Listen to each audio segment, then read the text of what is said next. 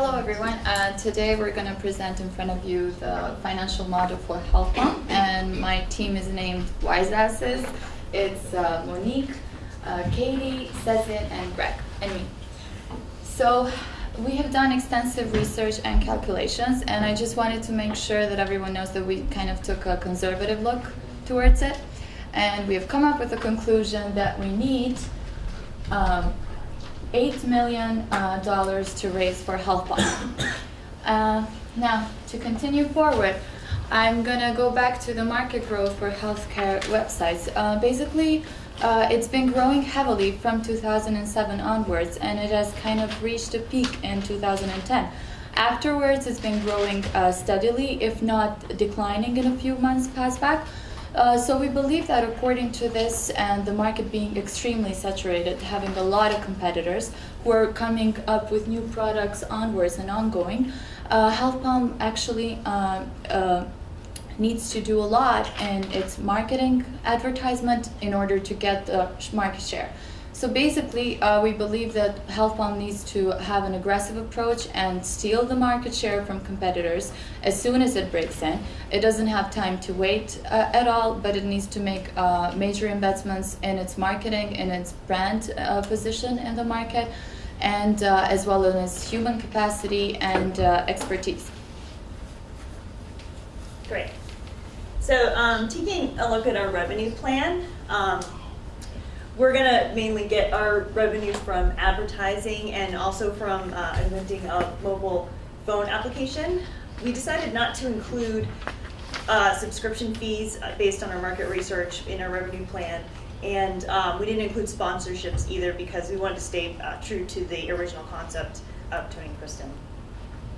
So this is basically our pricing strategy for the advertising. We picked a $7 CPM rate. We kind of took a look at some of the competitors.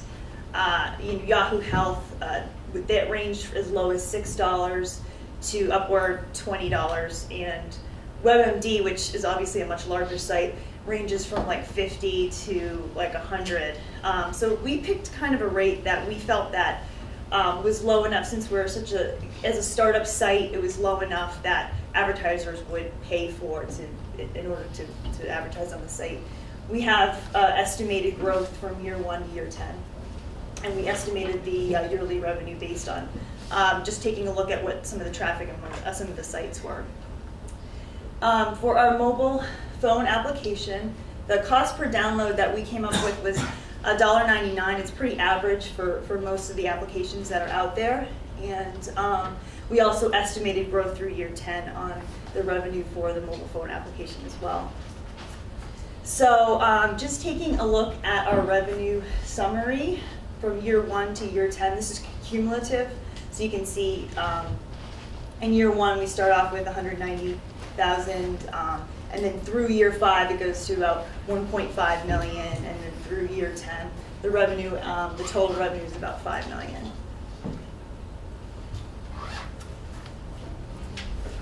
So taking a look at the development costs, here's a summary. As you can see, we need to raise about $1.5 million to get this up and running within the year. Because this is a daunting task of actually getting a website of this magnitude up with this amount of information up within 12 months, we definitely want to invest in human capital. We also want to outsource what we cannot do on our own. We also decided to add in a contingency amount of 20%, just because you always seem to end up spending a little bit more than you think you are. So in terms of staff, yes, we do have a pretty packed staff for a startup company. We have 12 people, but don't worry, 4 of them are interns. We have 4 researchers right now, just because there's so much information that we felt that we needed a team working around the clock to get as much information in there on the start date as possible. Taking a look at some of the outsourcing overhead and fixed costs. The fixed costs, that will be a one-time purchase. The overhead, that is a yearly cost.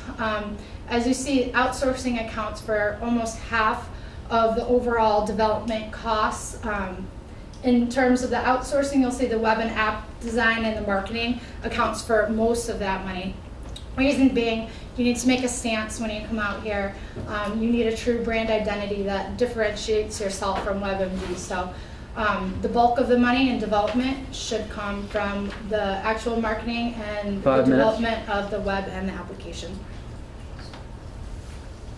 So after looking at this, we will look at the year one cost of the marketing. So we said that the market, there's like competitors, many competitors, and we need to differentiate health pump. So marketing, these channels are the ones that we're going to use. So starting from the press release, so when we have a web page, we need to announce it as much as possible. So this is one point. And also we need to create a community. So the community comes with a blogging and the reach to the people just directly. Virtual marketing videos. So this is one you will see viral marketing. You will just receive a video. So this is really, we think that this will create some people to understand how WebMD is different than the other websites.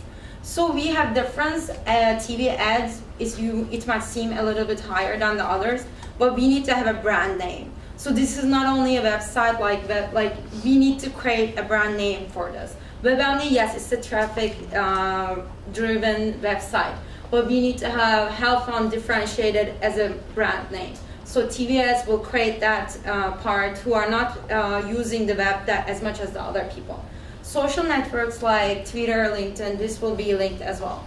So print advertisements like magazines, the newspapers like specialty publications like healthcare magazines. So if we put our name there, if they see, oh yes, like they're searching for something in a healthcare magazine, they will see the name. So they will know that yes, they're reliable, we can trust them. Yes, let's go and check out website. So the last one is that we all agreed on, I think everybody has the same thing, is search engine marketing. So this will the clue that we're gonna use for our traffic. So we need to use this for 3 minutes. for driving the traffic. So the total number will be 250 million. So what we have here are the year one and year two operating statements. This is after we launched, and we took a pretty conservative view. We carried over everything that we had from the development year that we had previously talked about. And the only big change is our advertising budget drops from 450 down to 250, and then going to year two, we only have 200,000. The reason why we did this is we figure if we're spending $700,000 right off the front to really launch Health Pump to where we want it to be to compete with WebMD, by that time people should know about us, and our search engine optimization should be up by that point. What I did carrying it out was just add a 3% inflation all the way out until we figured out when we would actually be breaking even and getting our return on investment. And as you can see, we started off with a couple of losses.